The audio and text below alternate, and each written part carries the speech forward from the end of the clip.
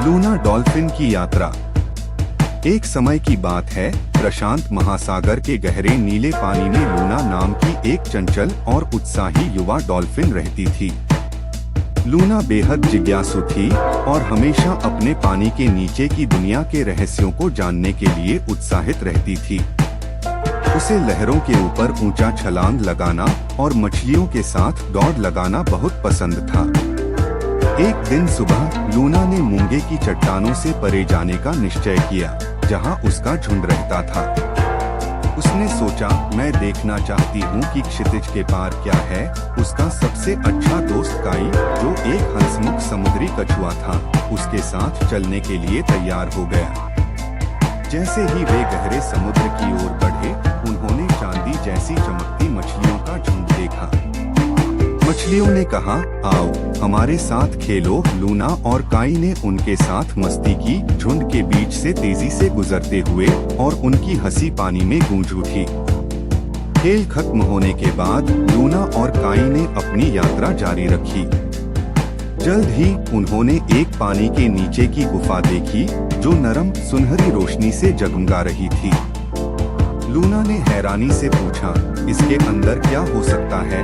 दोनों दोस्त सावधानी से गुफा के अंदर गए, जहां उन्होंने चमकीले गोले और छोटे छोटे चमकदार जीव देखे, जो अंधेरे कोनों को रोशन कर रहे थे।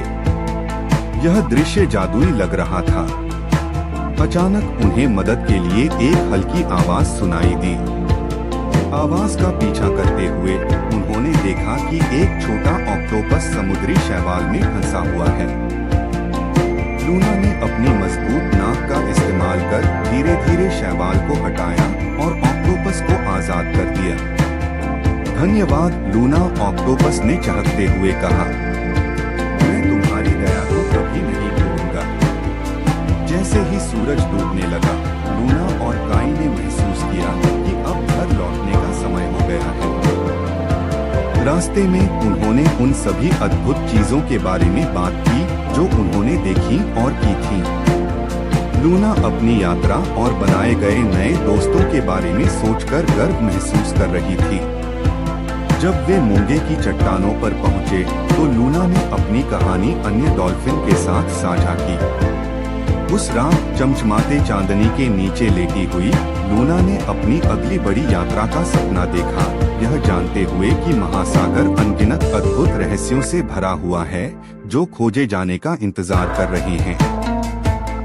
और इस तरह लूना की खोज और दया की भावना समुद्र में सभी को प्रेरित करती रही। समाप्त।